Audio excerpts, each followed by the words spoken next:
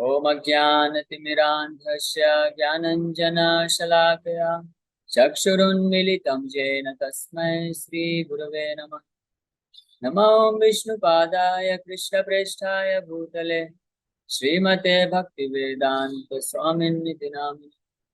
नमस्ते सारस्वतीदेवे गौरवाणी प्रचारिणे निर्विशेष शून्यवादी पाश्चात्यदेशतारिणे। जय श्री कृष्ण चैतन्य प्रभु नित्यानंद श्री अद्वैत गदाधर श्रीवासादि गौर भक्तवृंद। हरे कृष्ण कृष्ण कृष्ण हरे हरे, हरे राम राम राम हरे हरे। हरे कृष्ण। तो आप सभी भक्तों का हार्दिक स्वागत है आज के हमारे श्रीमद् भागवत के डिस्कशन में। आज हम लोग चर्चा करेंगे Shrimad Bhagavatam first canto second chapter verse number second. दूसरे श्लोक पे हमने कल विस्तार से थोड़ा चर्चा किया था, इसी पे थोड़ा सा चर्चा करेंगे। इसमें सूर्य गोस्वामी का वंदना करते हुए उनको प्रणाम अर्पण कर रहे हैं, मंगलाचरण है सूर्य गोस्वामी के द्वारा। बोले यम प्रव्रजंतम अनुपेतम पेत कृत्यम द्वपायनो विरह कातराजुहावा पुत्रेति तन्मयतया तरवो अभिनेदुस्तं सर्वभूत हृदयं मुनिम् आनतोस्मि। इस प्रकार से यहाँ पे उनका गुणगान कर रहे हैं। और ये हमने मेरे ख्याल से चर्चा किया था कि किस प्रकार से Sukhdev Goswami by birth he was a liberated personality, और उनको किसी भी प्रकार के संस्कार इस सब का पालन किए बिना ही वो जन्म से ही निकल पड़े पूर्ण सिद्धि की ओर संन्यास लेते हुए। और फिर बाद में वेद व्यास जी उनके पीछे पीछे जाते हैं, पुत्रेति हे पुत्र रुको रुको। यानी वेद व्यास जी के हृदय में भी कुछ अपेक्षा उनके प्रति आया, लेकिन सुखदेव गोस्वामी पूर्ण रूप से मुक्त अवस्था में होने के कारण हर प्रकार के ऐसे दोष होते आगे निकल गए। तो ऐसे श्रील सुखदेव गोस्वामी को मैं प्रणाम करता हूँ, जो हर किसी के हृदय में एंटर कर सकते हैं, प्रवेश कर सकते हैं। यहाँ पे लिखा है तम सर्वभूत हृदय मुनिम आनतोस्मि, जो हर हर जीवों के हृदय में घुस के उसको पवित्र करने की क्षमता रखते हैं, ऐसे मुनि, ऐसे सूर्य गोस्वामी की मैं प्रार्थना अर्पण करता हूँ। तो यहाँ पे सूर्य गोस्वामी सुखदेव गोस्वामी के बारे में ऐसा क्यों बोल रहे हैं? Who can inter into the heart, यहाँ पे मेंशन है who can inter into the hearts of all, आप सबके हृदय में प्रवेश कर सकते हैं। तो क्या वो भगवान बोल रहे हैं उनको? वास्तव में भगवान नहीं है, भगवान ही है जो स्वयं अपने विस्तार के रूप में परमात्मा बन के सबके हृदय में एंटर कर सकते हैं, घुस सकते हैं। लेकिन भगवान के शुद्ध भक्त के अंदर इस इतनी दिव्य शक्ति होती है, भगवान का प्रतिनिधि होने के कारण, भगवान से शक्ति प्राप्त होने के कारण, तो अपने दिव्य ज्ञान के माध्यम से, उपदेशों के माध्यम से वो हर एक बद्ध जीव के हृदय में प्रवेश करके उसके भव बंधन को नष्ट करने की शक्ति रखते हैं। इसलिए यहाँ पे सूर्य गोस्वामी उनको बोल रहे हैं तम सर्वभूत हृदयम, जो हर किसी के हृदय में घुसने की शक्ति रखते हैं। क्योंकि कोई भी जीव इस संसार में फंसा हुआ है, बद्धावस्था में है, तो उसके हृदय में बहुत सारे अनर्थ हैं, दोष और आसक्ति है, भौतिक आसक्ति बनी हुई है। लेकिन सुखदेव गोस्वामी या उनके प्रतिनिधि, शुद्ध प्रतिनिधि रूपी जो शुद्ध वैष्णव होते हैं, वो भगवान के कृष्ण कथा के शुद्ध अमृतमय कृष्ण कथा के माध्यम से लोगों के कर्ण से, कानों से हृदय में घुसते हैं। और उनके इस प्रकार से जो शुद्ध शब्द ध्वनि होती है, लोगों के हृदय में घुस के अपने शब्द ध्वनि के रूप में, अपने उपदेशों के रूप में, वो शुद्ध भक्त किसी भी बद्ध जीव के हृदय में घुस के उसके समस्त अनर्थों को व्यासंगी, जैसा हमने चैतन्य चरितमृत में श्रवण किया था, मनोव्यासंगी युक्ति भी छिंदंती मनोव्यासंगी युक्ति भी। तो शुद्ध भक्त होते अपनी युक्ति, अपने इंस्ट्रक्शंस के द्वारा, भगवान के दिव्य संदेश के द्वारा, कृष्ण कथा के द्वारा लोगों के हृदय में प्रवेश करते हो, उनके हर प्रकार की व्यासंगी मतलब आसक्ति, भौतिक आसक्ति को नष्ट करने की क्षमता रखते हैं। इसलिए यहाँ पे सूर्य गोस्वामी, सुखदेव गोस्वामी को बोल रहे हैं कि बहुत ही पावरफुल है। जिस प्रकार से हम देखते हैं श्रील प्रभुपाद जी के प्रचार आंदोलन में, प्रभुपाद जी भारत से अमेरिका गए और वहाँ पे हिप्पीज, जो कि जिनका हृदय में पूर्ण रूप से जो बद्ध है, हृदय में अनंत अनर्थाएं हैं, अशुद्धियां हैं, व्यासंग है, आसक्ति बनी हुई है, यही प्रभुपाद जी के सामने बैठ के, प्रभुपाद जी के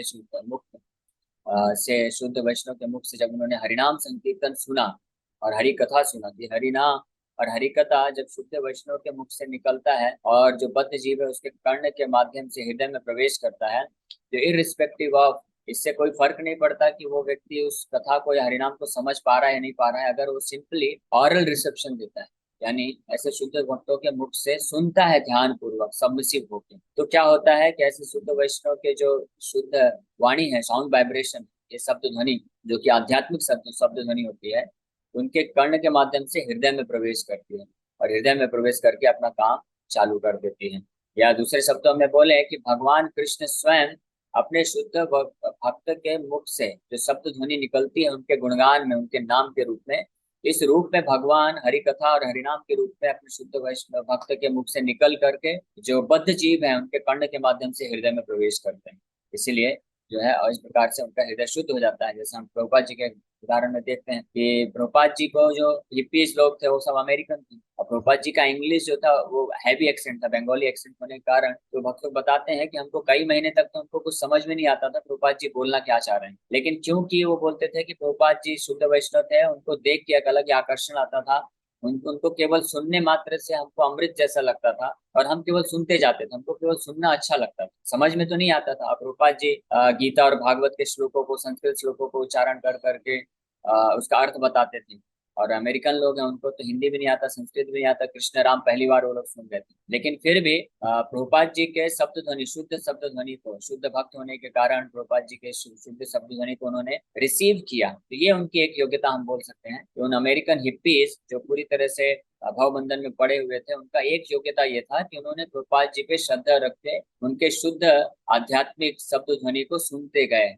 विनम्रता पूर्वक। और ये सुनने के ही प्रयास से जो उनके हृदय में जब प्रभुपाद जी की शब्द ध्वनि पहुंची, तो उसके कारण ही उनके सारे अनर्थ जो नष्ट हो गए। इस प्रकार से जो शुद्ध भक्त होता है, अपने उपदेशों के माध्यम से, अपने कथा के माध्यम से, हरिनाम के माध्यम से बद्ध जीव के हृदय में प्रवेश करते हैं और उनके हृदय को पूर्ण रूप से स्वच्छ कर देते हैं। और यही होता है असली संग। किसी भक्त का असली संग का मतलब यही होता है। भक्तों का संग मतलब ये नहीं होता है कि आप आए और किसी शुद्ध वैष्णव से, किसी भक्त से आप मिलते हैं और केवल आप अपने ही बारे में, अपना ही चर्चा कथा करते रहते हैं कि प्रभु जी हमारे यहाँ भी ऐसा चल रहा है, मेरे जीवन में ये दुविधा आ रही है, कठिनाई आ रही है, ये सब हम शेयर कर सकते हैं, नो प्रॉब्लम। लेकिन कुछ लोग होते हैं केवल अपनी समस्याओं को ही बताते रहते हैं, जो दुखी हैं।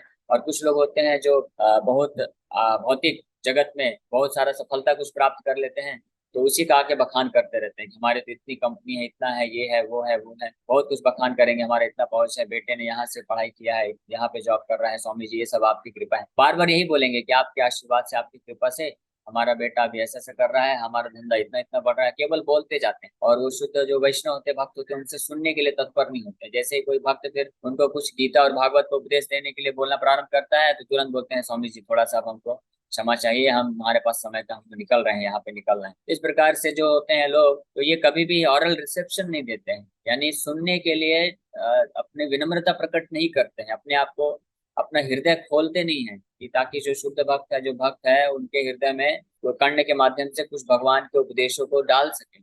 और इस प्रकार से ऐसे जो लोग होते हैं, भक्तों के साथ फिजिकली संग में आने से भी भक्तों के संग से दूर रह जाते हैं, और वो भक्त जो शुद्ध भक्त होता है उनके हृदय में प्रवेश नहीं कर पाते हैं। और ऐसे लोग फिर पाया जाता है कि कई सालों साल तक भी आते रहते हैं मंदिर में, लेकिन फिर भी उनके हृदय में कोई ट्रांसफॉर्मेशन नहीं होता है। लेकिन अगर कोई सिंसियर व्यक्ति है, जो विनम्रता पूर्वक अपने आप को अलाउ करता है कि हाँ ठीक है, ये भक्त कृष्ण कथा कर रहे हैं, मुझे ये सुनना ज्यादा इंपॉर्टेंट है, ना कि अपना ही बखान करना महत्वपूर्ण। इस प्रकार से जब कोई ऑरल रिसेप्शन देता है, सबमिसिव हियरिंग करता है, विनम्रता पूर्वक, ध्यान पूर्वक श्रवण करते जाता है मात्र, भले उसको समझ में आया ना आए, लेकिन ये महत्वपूर्ण नहीं है, ये भी महत्वपूर्ण है, लेकिन सबसे ज्यादा महत्वपूर्ण है शुरुआती अवस्था में कि हम बस ध्यान पूर्वक सुनने का प्रयास करें। अगर हम केवल ध्यान पूर्वक सुनने का प्रयास करेंगे, ये जो कथाएं होती हैं, भागवत कथा, गौर कथा, भगवान की जो कथाएं होती हैं, इसको सुनने प्रयास करने मात्र से ही हमारा हृदय धीरे धीरे शुद्ध होने लग जाएगा। और जब हृदय शुद्ध होने लग जाएगा तो फिर हम अंततः इन सारी जो सब्जेक्ट मैटर है इसको समझने भी लग जाएंगे। इसीलिए शुरुआत की अवस्था में ऐसा हो सकता है कि आपको ये जो सब्जेक्ट मैटर है, आध्यात्मिक विषय वस्तु हम लोग प्रयास करते हैं प्रेजेंट करने का, तो हो सकता है कहीं कहीं पे आपको कुछ समझने में दिक्कत हो, और कहीं कहीं ना अच्छे से ना समझ में आने के कारण हो सकता है आपको इसमें रुचि ना उत्पन्न हो, बोरिंग लगे। ऐसा हो सकता है, ये संभव है। लेकिन श्रील रूप गोस्वामी इस विषय में बताते हैं कि फिर भी क्या करना चाहिए, क्योंकि हमारा जो जीवा है, कान है, ये अविद्या रूपी जॉन्डिस, पीलिया से ग्रसित है। इसीलिए भगवान का नाम और कथा जो हम श्रवण कीर्तन करते हैं अभी शुरुआत की अवस्था में, तो कई बार हमको कड़वा लगता है, बोरिंग लगता है, रुचि नहीं आती है। आनंद नहीं मिलता है, मनोरंजन नहीं मिलता है। लेकिन रूप गोस्वामी बोलते हैं कि हमको हरि कथा शुरुआत की अवस्था में औषधि के रूप में लेना चाहिए। ये नहीं कि हमारा मन को रंजन करने के लिए, नहीं, मन के शुद्धिकरण के लिए है, हेतु है ये। यही हरि कथा और हरि नाम जिस भक्त का हृदय शुद्ध हो जाता है, उसके लिए ये दिव्य आनंद प्रदान करता है, उसके हृदय में, मन में दिव्य आनंद की प्रदान करता है। भवौषधि श्रोत मनोविरामाद, ये श्लोक बताते हैं सुखदेव गोस्वामी कि उन व्यक्ति के लिए, हमारे जैसे व्यक्तियों के लिए जिनका हृदय अभी भी आसक्ति में फंसा हुआ है, हमारे जैसे लोगों के लिए जो हरिनाम है, भगवान का पवित्र नाम है, और भगवान की ये जो कथाएं हैं, भागवत कथा, चैतन्य चरितमृत कथा और गीता के जो उपदेश हैं, ये हमारे लिए औषधि के रूप में कार्य करते हैं। तो औषधि के रूप में ये हमको लेना चाहिए। कहने का मतलब है कि औषधि जो होती है, मेडिसिन जो होती है, दवाई जो होती है, वो कड़वी होती है, वो थोड़ी ना आपको मीठा मीठा मिलेगा। लेकिन उसको हमको स्वीकार करते जाना है, स्वीकार करते जाना है। और जितना हम ध्यान पूर्वक और जितना रेगुलरली, डेली नित्यम भागवत सेवया, जितना हम, जो भी भक्त जितना डेली और ध्यान पूर्वक इस भागवत कथा को, कृष्ण कथा को श्रवण करते जाता है, करते जाता है, उतनी ही तीव्रता से उसका हृदय जो है निर्मल होता जाता है, शुद्ध होता जाता है। और जितनी मात्रा में हृदय शुद्ध होता जाता है, उतनी ही मात्रा में उसका भगवान के नाम के प्रति, भगवान के कथा के प्रति और आसक्ति, रुचि बढ़ता जाता है। और उतनी ही मात्रा में इसी हरिनाम और हरि कथा के माध्यम से वो दिव्य आनंद को भी प्राप्त कर सकता है। जैसे यहाँ पे सुखदेव गोस्वामी परीक्षित महाराज को कथा कर रहे हैं। परीक्षित महाराज आप देख सकते हैं कितने विनम्रता के भाव से परीक्षित महाराज नीचे बैठे हैं, जो कि चक्रवर्ती सम्राट थे। सोचिए, पूरे पृथ्वी के चक्रवर्ती सम्राट। और सुखदेव गोस्वामी कौन है? वो तो जन्म से परम विरक्त है, निष्किंचन है, एक तरह से बोल सकते हैं भिक्षुक है वो। उनके पास तो इस संसार का कोई वस्तु नहीं, कोई संपत्ति नहीं, लेकिन उनके पास, उनके हृदय में कृष्ण कथा रूपी दिव्य धन है, दिव्य रत्न है, जिसको प्राप्त करने के लिए परीक्षित महाराज उनको गुरु के रूप में स्वीकार करते हैं। और बड़ी ही विनम्रता पूर्वक, आग्रह करके, उत्सुकता दिखाते हुए, ईगरनेस के साथ, तत्परता दिखाते हुए वो सुखदेव गोस्वामी के मुखारविंद से हरि कथा को श्रवण करते हैं, है ना। और इतना ही नहीं, बिना हर प्रकार के भूख प्यास को त्याग देते हैं। जब 4-5 दिन हो गया था, लगभग 9th कैंटो कंप्लीट किया सुखदेव गोस्वामी ने, तो सुखदेव गोस्वामी मानो बोल रहे हो कि परीक्षित, तुम 5-6 दिन से तुमने कुछ खाया पिया नहीं है, कुछ भूख लगी हो, प्यास लगी हो, थोड़ा जाके स्नैक्स कर लो, खा लो, नाश्ता कर लो। लेकिन परीक्षित महाराज बोलते हैं नहीं नहीं, ये जो हरि कथा है, आपके मुख से हरि कथा सुनने का अवसर मिल रहा है, ये अपने आप में ही मेरे समस्त प्यास, भूख, शोक, थकावट सबको दूर कर दे रहा है। आप निश्चिंत हो कि मुझे कुछ भी परेशानी नहीं है, मैं और ज्यादा उत्सुक हूँ। स्वादु स्वादु पदे पदे, हर क्षण में मुझे इसमें दिव्य रस की अनुभूति हो रही है। क्यों? क्योंकि परीक्षित महाराज बचपन से ही भगवान के शुद्ध भक्त थे, और इस कारण से वो जो है हृदय पूर्ण रूप से शुद्ध होने के कारण भगवान की इस कथा में वो जो है रस को प्राप्त कर पा रहे थे। लेकिन हम लोग को भी उस स्टेज में पहुंचना है, और ये पहुंचा जा सकता है, ये कोई कठिन कार्य नहीं है। हमको कोई ये बहुत बड़ा कोई रॉकेट साइंस नहीं है। ये जो हमारे मन से समस्त प्रकार की आसक्ति हो, अनर्थ हो, को निकालने का जो कार्य है, ये हरि कथा करता है, भगवान की कथा करता है। भगवान ही हरिनाम के रूप में और हरि अपने कथा के रूप में हमारे हृदय में जब प्रवेश करते हैं, तो ये कार्य करते हैं। हमको ये कार्य नहीं करना। हमको क्या करना है? हमको simply just sit down and here attentively, ध्यान पर बैठ जाइए। हो सके तो जब ये कथा चलता हो 20-25 मिनट के लिए, तो अपने जो कार्यकलाप है उसको अगर स्थगित कर सके, पोस्टपोन कर सके, तो बहुत उचित है। अगर नहीं कर सकते तो ठीक है, एटलीस्ट कान में लगा के ध्यान जो है, मन मन बुद्धि और कान जो है कथा में रहे। बाकी हाथ पैर ठीक है, थोड़े बहुत काम वगैरह करने में लगा सकते हैं, लेकिन जितना हम ध्यान पूर्वक उसको सुनेंगे, उतनी ही तीव्रता से हमारा हृदय शुद्ध होगा, और उतनी ही जल्दी हम जो है अपने मन को नियंत्रित कर पाएंगे, मन को शुद्ध कर पाएंगे, और जो परम शांति है और भगवान का जो दिव्य प्रेमा भक्ति है, उसको आस्वादन कर सकते हैं, उसको प्राप्त कर सकते हैं। और ऐसी स्थिति में जो व्यक्ति होता है, वो हर प्रकार के द्वंद्वों से मुक्त हो जाता है। इस भौतिक संसार के जो द्वंद्व हैं, उनसे अपने आप को मुक्त करके एक दिव्य स्थिति को प्राप्त कर सकता है। और फिर उस दिव्य स्थिति में वो कंटिन्यूअस, निरंतर भगवान के स्मरण में, भगवान के नाम जप में अपने आप को लीन कर सकता है। और साथ ही साथ में जितने भी जो भी उसके भौतिक कार्यकलाप है, वो करते करते भी। ऐसे अनेकों उदाहरण है। चैतन्य महाप्रभु ने ये शिक्षा दिया है कि हम हमें ये साधना भक्ति, श्रवणम कीर्तनम के माध्यम से अपने हृदय को जल्द से जल्द शुद्ध कर लेना चाहिए। और अगर इस प्रकार से कोई भक्त कर सके, तो निश्चित रूप में उसका जीवन जो है सफल हो जाएगा। यही सबसे बड़ा मनुष्य जीवन का लक्ष्य है। इस प्रकार से सुखदेव गोस्वामी यहाँ पे बहुत ही सुंदर ढंग से वर्णन कर रहे हैं कि भगवान के जो भक्त होते हैं, अपने इंस्ट्रक्शंस, अपने दिव्य शब्द ध्वनि, हरि कथा, हरि नाम के रूप से हर किसी के हृदय में प्रवेश करके उनके हृदय के हर प्रकार के भौतिक जंजाल से उनको मुक्त करने में सक्षम होते हैं। इसीलिए प्रभुपाद जी से एक बार एक रिपोर्टर ने पूछा कि what will happen when you die, क्या होगा जब आप का मृत्यु हो जाएगा, ऐसा उसने प्रश्न पूछा। प्रभुपाद जी बोले आई शैल नेवर डाई, मैं कभी नहीं मरूंगा। तो रिपोर्टर शॉक रह गया, ऐसे कैसे, अभी तो आप बूढ़े हो रहे हैं, लगभग 78-80 साल की उम्र हो गई है। तो प्रभुपाद जी बताए कि I shall always live within my books and whoever will read my books I will give him my association, है ना, हाँ, कि मैं हमेशा जीवित रहूंगा अपने इंस्ट्रक्शंस, अपने उपदेशों, अपने पुस्तकों के माध्यम से। और फिर प्रभुपाद जी बोले, और प्रभुपाद जी ने खुद भी, जब भागवत का पहला स्कंद है, जो हम पहला स्कंद अभी पढ़ ही रहे हैं, तो श्रीमद् भागवत के पहले स्कंद को प्रभुपाद जी डेडिकेट करते हैं अपने spiritual master his divine grace Srila Bhakti Siddhanta Saraswati Thakur, और कमेंट करके लिखते हैं कि his divine grace Srila Bhakti Siddhanta Saraswati Thakur जो है इसको डेडिकेट करते हैं, और उनके followers who lives within these instructions of Srimad Bhagavatam, and the followers who follow his instructions, they also live with him always. और इसलिए प्रभुपाद जी बोले I never felt alone, I always felt that my spiritual master is always present with me. America गए थे प्रभुपाद जी, अकेले गए थे, तो प्रभुपाद जी बोलते हैं कि मैं कभी अकेला महसूस नहीं किया, मुझे हमेशा अपने गुरु महाराज श्रील भक्तिसिद्धांत सरस्वती ठाकुर का जो उपस्थिति है महसूस होता रहा, क्योंकि मैं उनके जो इंस्ट्रक्शंस है, उपदेश है, आध्यात्मिक जो हरि कथा उन्होंने मेरे को सिखाया है, वो मैं हमेशा अपने हृदय में रखता हूँ, और इस रूप में वो हमेशा मेरे हृदय में उपस्थित रह के मुझे गाइड करते हैं।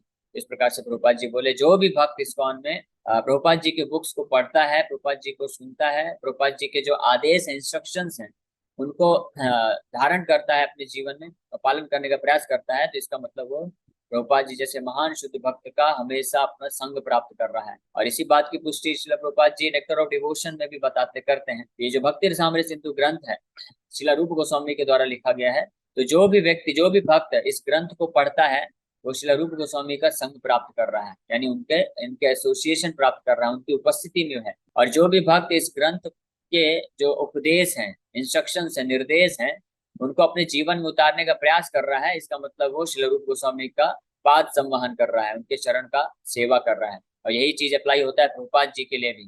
हम सब समस्त शास्त्रों का यही निर्णय है, भगवान गीता में भी बोलते हैं, भागवत में भी बोलते हैं, जितने भी शास्त्र है, जितने भी भगवान के अवतार आए हैं, सबका शिक्षा क्या है, मेन क्या निष्कर्ष उन्होंने दिया है, वो यही निर्णय दिया है कि साधु संग सर्व शास्त्र का है, लाभ मात्र साधु संग सर्व सिद्धि हो।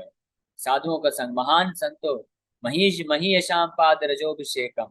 हाँ, रघुगणा किम, रघुगणा को जड़ भरत भी यही बात बोलते हैं कि मतिर्न कृष्णे परतो सतो वा मिथोप अभिपद्येत ग्रह प्रताना महीयशाम पाद रजोभिषेकम। किसी भी व्यक्ति का ये जो भौतिक संसार में फंसा हुआ है, कभी भी भगवान पे मति नहीं लग सकता। वो कितना भी प्रयास कर ले, कितना भी तपस्या कर ले, कितना भी वेद अध्ययन कर ले, और कितना भी यज्ञ दान मंत्र जब कुछ भी कर ले, लेकिन अगर कोई व्यक्ति होता है, कोई भक्त होता है, इतना भाग्यशाली है कि अगर शुद्ध वैष्णव का संग प्राप्त कर लेता है, उनका सेवा करता है, तो इस इतना करने मात्र से वो जो है परम सिद्धि को प्राप्त कर सकता है। और शुद्ध वैष्णव का जो सेवा है, संग है, वो लिमिटेड नहीं होता है फिजिकल एसोसिएशन पे, क्योंकि आध्यात्मिक होने के कारण जो भगवान और भगवान के शुद्ध भक्तों का जो संग है, वो भी आध्यात्मिक लेवल पे होता है। यानी जैसे उदाहरण के लिए हमने डिस्कस किया श्रीला प्रभुपाद जी, तो श्रीला प्रभुपाद जी फिजिकली प्रेजेंट नहीं है, लेकिन इस्कॉन का वो भक्त है, जो भी सिंसियर भक्त है इस्कॉन में, जो प्रभुपाद जी की शिक्षाओं को सुनता है, पढ़ता है, और उनके शिक्षाओं को अपने जीवन में उतारता है, इसका मतलब वो प्रभुपाद जी का संग प्राप्त कर रहा है, और प्रभुपाद जी जैसे शुद्ध भक्त का वो सेवा कर रहा है। और न केवल प्रभुपाद जी का, प्रभुपाद जी के माध्यम से, क्योंकि प्रभुपाद जी एक बोनाफाइड स्पिरिचुअल मास्टर, प्रामाणिक आचार्य होने के कारण, पारदर्शी आचार्य, ट्रांसपेरेंट वाया मीडिया होने के कारण, अपने माध्यम से, इन पुस्तकों के माध्यम से जो हम लोग डिस्कस करते हैं, चर्चा करते हैं, इन पुस्तकों के माध्यम से, तात्पर्य के माध्यम से, और अपने जो आदेश हैं, साधना भक्ति का जो प्रोसेस है, इसके माध्यम से प्रभुपाद जी हमारे उन समस्त आचार्यों का हमको संग प्रदान करते हैं। यानी हम प्रभुपाद जी का सेवा करके, प्रभुपाद जी के इंस्ट्रक्शंस का पालन करके, हम न केवल प्रभुपाद जी को, बल्कि श्रील भक्तिसिद्धांत सरस्वती ठाकुर, भक्ति विनोद ठाकुर, बलदेव विद्याभूषण, षड गोस्वामी, श्री चैतन्य महाप्रभु, नित्यानंद प्रभु, हम सब का जो है संग प्राप्त करते हैं, और सबकी सेवा करने का हमको ये मौका मिल जाता है। इसलिए जो भी भक्त है इस इस्कॉन संस्था से कनेक्टेड है, प्रभुपाद जी के आश्रय में है, तो परम भाग्यशाली है ना। ये मैं केवल इसलिए नहीं बोल रहा हूँ क्योंकि मैं इस्कॉन से कनेक्टेड, ये एक्चुअल फैक्ट है, ये एक तथ्य है। हाँ, क्योंकि प्रभुपाद जी के बारे में भविष्यवाणी हर शास्त्रों में, कई शास्त्रों में किया है। स्वयं भगवान कृष्ण करते हैं, श्री चैतन्य महाप्रभु स्वयं करते हैं, भक्ति विनोद ठाकुर करते हैं, नरोत्तम दास ठाकुर करते हैं, ऐसे अनेकों अनेकों प्रमाण हैं। और केवल इतना ही नहीं, कई श्री वैष्णव आचार्य हैं, उन्होंने भी प्रिडिक्शन किया है कि इतने हजार साल बाद एक महान वैष्णव आएगा जो पूरे ब्रह्मांड में, पूरे पृथ्वी में जो है इस भगवान के नाम का प्रचार करे। श्री चैतन्य महाप्रभु तो साक्षात ब्रजेंद्र नंदन कृष्ण है। वो बोलते हैं मोर सेनापति भक्त, मेरा सेनापति भक्त आएगा। मैंने तो प्रचार किया केवल भारतवर्ष में, लेकिन मेरे सेनापति भक्त के द्वारा मैं पूरे विश्व में प्रचार करूंगा इस हरे कृष्ण महामंत्र का। तो आप देख सकते हैं पूरे इतिहास में निकाल के कि किसने कौन कौन से ऐसे महान आचार्य ने प्रचार किया है। वो है केवल श्रील प्रभुपाद जी, जिन्होंने पूरे विश्व में जाके हरे कृष्ण महामंत्र का प्रचार किया, पूरे विश्व में जगन्नाथ रथ यात्रा ऑर्गेनाइज किया, है ना। इस प्रकार से भगवान कृष्ण भी प्रेडिक्शन करते हैं। भविष्य पुराण में श्लोक है, बृहद नारदी पुराण या भविष्य पुराण, इन दोनों में से किसी एक जगह ये वर्णन है कि जब भगवान कृष्ण द्वार इस धरोधाम से वापस जा रहे थे अपने धाम की ओर, तो समस्त नदियां एकत्रित हो जाती हैं और वो प्रार्थना करती हैं कि हम अभी संसार में नहीं रहना चाहते क्योंकि कलयुग आ रहा है, आप तो जा रहे हैं। सारे इस कलयुग के वासी जो है ये पतित लोग, पापी लोग पाप करेंगे और हम हमारे ऊपर आके स्नान करके पाप छोड़ देंगे, फिर नया अकाउंट खोलेंगे, फिर से जाके पाप करेंगे, फिर पाप छोड़ेंगे। इतने करोड़ों करोड़ों पापी कलयुग के पापी लोगों का हम पाप कैसे सहन कर पाएंगे, हमको इतना कष्ट होगा, तो हम यहाँ पे नहीं रहना चाहते, हम आपके साथ जाना चाहते हैं। तो भगवान कृष्ण बोलते नहीं नहीं, आपको यहीं रहना है। अगर आप लोग भी चले जाएंगे तो फिर कलयुग में पापी लोगों का उद्धार कैसे होगा, ये सबके सब तो नरक में ही इनका टिकट खुल जाएगा। तो इसलिए भगवान उनको रिक्वेस्ट करते हैं। फिर भगवान बोलते हैं कि आप टेंशन मत लीजिए, आज से 5000 साल बाद मेरा एक महान मम मंत्र उपासका, मेरा एक महान भक्त आएगा जो मेरे नाम के उपासना के माध्यम से, मेरा जो उपासना करेगा हरे कृष्ण महामंत्र के द्वारा से, पूरे विश्व में भ्रमण करके मेरे इस हरि नाम का प्रचार करेगा। और उसके द्वारा जो पूरे विश्व में जो भक्त बनेंगे, वो भक्त लोग जब आपके नदी में आके स्नान करेंगे तो आपके सारे पाप जो है नष्ट हो जाएंगे। इस प्रकार से हम, हमारे परम सौभाग्य है कि हम लोग श्रील प्रभुपाद जी की संस्था से जुड़े हैं और उनके जब हम पुस्तकों को पढ़ते हैं, उनका जब आदेशों का पालन करते हैं, तो इस माध्यम से हम उनका संग प्राप्त करते हैं और अपने आप को जो है स्पिरिचुअली एडवांस कर सकते हैं। इसी के साथ हम लोग यहाँ पे आज विराम करते हैं। आप सभी भक्तों का बहुत बहुत धन्यवाद कि आप लोग आए और आपने विनम्रता पूर्वक श्रवण किया। आप में से किसी भक्त का कोई प्रश्न है तो पूछ सकते हैं। हरे कृष्ण। प्रभु जी, इस सेवा के माध्यम से भी तो हम कर सकते हैं ना भक्ति। तो वास्तव में ये जो हरि नाम है, श्रवणम कीर्तनम और हरि कथा है, जब जैसे आप अभी हरि कथा सुन रहे हैं, तो ये भी सेवा है। और ये सेवा की सबसे महत्वपूर्ण वस्तु है सेवन। सेवन मुखे ही जिह्वादो, उसको हम बताते हैं कि भगवान की सबसे पहली सेवा होती है जीव के द्वारा, कर्ण के द्वारा और हृदय के द्वारा। जब हम भगवान के नाम का जप करते हैं, श्रवण करते हैं, भगवान के बारे में गुणगान कथा श्रवण करते हैं, तो इसके माध्यम से हम भगवान का सेवा करते हैं और इस रूप में भगवान अपने आप को प्रेजेंट करते हैं। हरे कृष्ण। हरे कृष्ण। Next question. हरे कृष्ण प्रभु जी। हाँ, यस योगेश। प्रभु जी, कोई भी कार्य करने के लिए भगवान का जब तक साथ नहीं होते तब तक वो कार्य सिद्धि में नहीं जाता है। तो हमें वो कार्य कंप्लीट करने के लिए भगवान की पूजा अर्चना करना बहुत इम्पोर्टेंट है। तो हाँ मतलब मैं थोड़ा सा समझा दीजिए ना मुझे, इसको कैसे हम समझ पाएंगे, बिकॉज ये समझ में आया ना तो सारे प्रॉब्लम्स यही से सॉल्व हो जाते हैं। हाँ, इसी को, यही चीज समझाने के लिए ही तो भक्तों का संघ, ये सोसाइटी क्रिएट किया है श्रील प्रभुपाद जी ने, क्योंकि भगवान का किस प्रकार से पूजा अर्चना सेवा करना है, क्या माध्यम है, कैसे करना है, फिर वो करने के लिए क्या प्रेरणा चाहिए, तो इसी के लिए ये सोसाइटी बना है। International society for Krishna consciousness का पर्पज ही यही है। यहाँ के जो भक्त हैं, फिर जो जो सेवा में रत हैं भगवान के, तो उन लोगों का जो संग, उन वैसे भक्तों का जब संग प्राप्त करेंगे लोग, उनके भक्तों के मुख से श्रवण करके, उनसे गाइडेंस लेके, तो हम, कोई भी व्यक्ति सीख सकता है। जैसे हम लोग हैं, हम लोग प्रभुपाद जी जैसे, प्रभुपाद जी के शिष्य और जो वरिष्ठ भक्त हैं, उनका संग प्राप्त करके उनसे हम लोग सीख रहे हैं कि किस प्रकार से सेवा कर रहे हैं। तो इसी प्रकार से इस्कॉन के भक्तों का संग के द्वारा हम ये सीख सकते हैं। तो भक्तों का संग इसलिए बहुत महत्वपूर्ण है। कलयुग में कोई भी व्यक्ति अकेले खुद से भक्ति नहीं कर सकता, ये इम्पॉसिबल है। इसलिए भक्तों का संग पे जोर दिया जाता है। हरे कृष्ण।